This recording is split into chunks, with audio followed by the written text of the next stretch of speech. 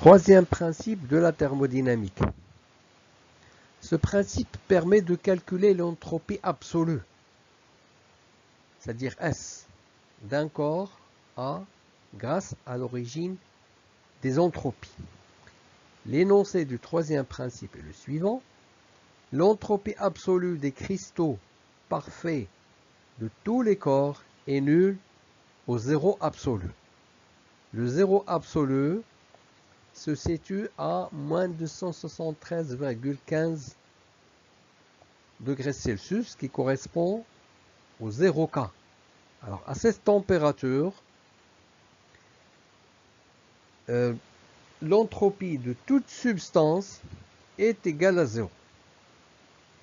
Donc, ça nous permettra de déterminer S de A et non pas uniquement delta S.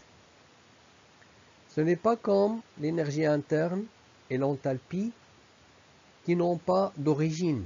Donc, on ne peut connaître que la variation de l'énergie interne d'un corps. Et on ne peut connaître que la variation d'enthalpie d'un corps ou d'une transformation. Donc, delta U et delta H. Mais on ne peut pas connaître U et H. Pour l'entropie, puisqu'on a une origine, donc on peut déterminer S d'un corps.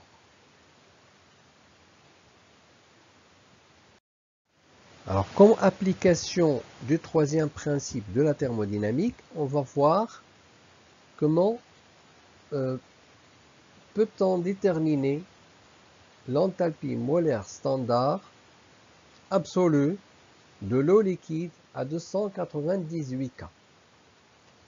Pour calculer l'entropie standard d'une mole d'eau à 298 K sous la pression d'une atmosphère, il faut considérer les étapes suivantes.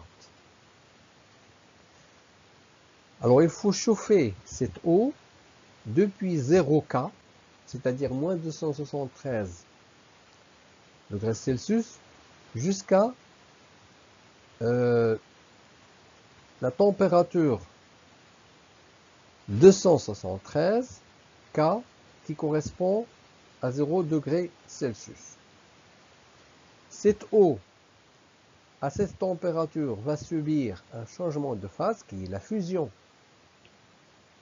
Donc l'eau glace va fondre pour donner l'eau liquide. C'est une transformation qui se fait à température constante, puisque c'est un changement d'état. Lorsqu'on obtient l'eau liquide à 273, c'est-à-dire 0 degrés Celsius, on va chauffer cette eau jusqu'à 298 K, c'est-à-dire 25 degrés Celsius. Alors, dans la première étape, la variation d'entropie sera l'intégrale entre 0 et 273 K de Cp H2O solide sur T dt. Dans la deuxième étape, la variation d'entropie d'une mole d'eau sera égale à l'enthalpie de fusion à 298 K de l'eau solide, bien sûr, c'est l'eau solide qui va fondre, divisé par la température de fusion, c'est 273. Alors pourquoi on utilise une enthalpie de fusion à 298 K alors qu'on est à 273 K? Alors, dans les tables thermodynamiques, les enthalpies sont données à 298 K, c'est-à-dire 25 degrés Celsius. Alors, en approximation, on va considérer que cette enthalpie, à cette température, sera égale à l'enthalpie à 273 K. Dans la troisième étape, la variation d'entropie d'une mole d'eau sera égale à l'intégrale entre 273 et 298 K de la quantité Cp H2O liquide sur T dt.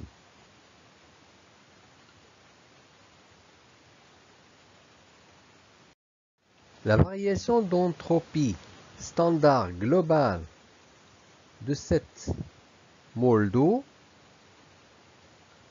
sera égale à l'entropie standard absolue de l'eau liquide à 298 moins l'entropie standard absolue de H2O solide à 0 K. Or, cette entropie, elle est égale à 0. C'est le troisième principe de la thermodynamique. Donc, cette variation se restreint à l'entropie standard absolue de H2O liquide à 298 K. Et donc, on aura la valeur de cette entropie absolue qui sera égale à la somme des trois variations d'entropie qu'on vient de voir dans la diapositive précédente. Alors, lorsqu'on fait les calculs, on trouve S0 à 298 K H2O liquide égale 69,9 joules par mol par K.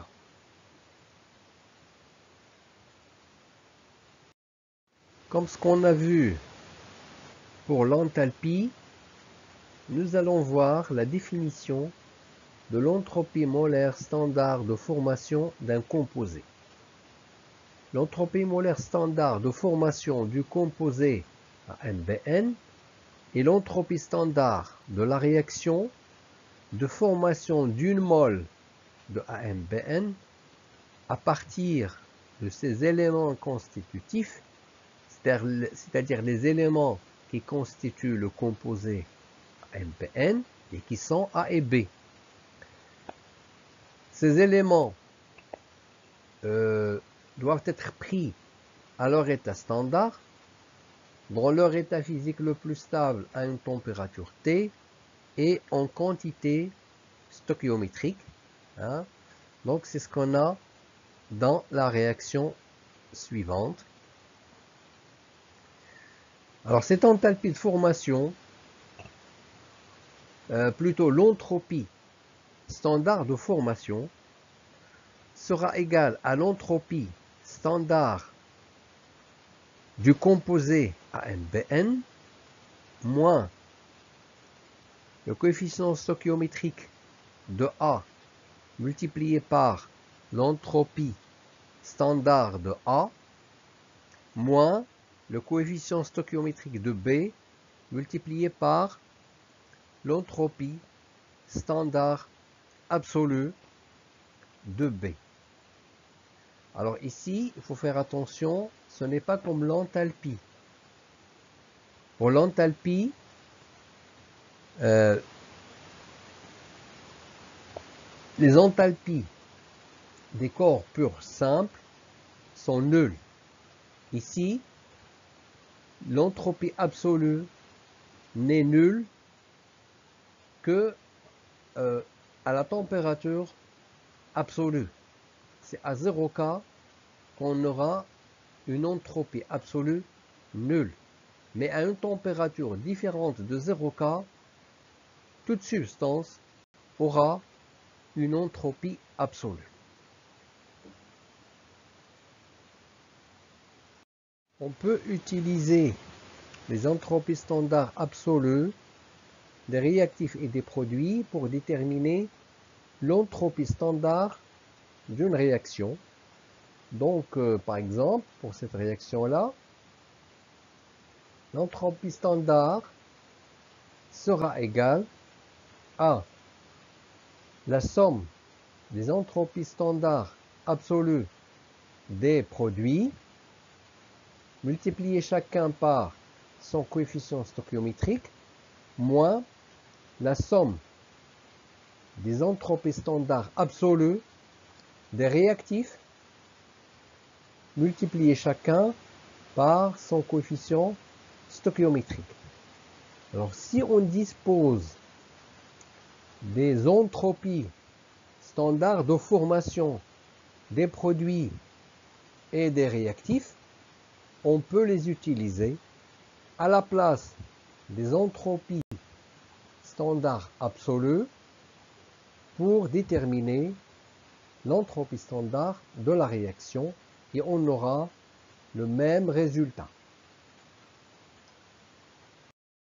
L'entropie standard d'une réaction à une température T2 peut être déterminée par la loi de Kirchhoff si on connaît l'entropie standard de cette même réaction à une température T1. Alors cette détermination se fait par l'entropie standard de la réaction à la température T1 plus l'intégrale entre T1 et T2 de delta Cp sur T dt.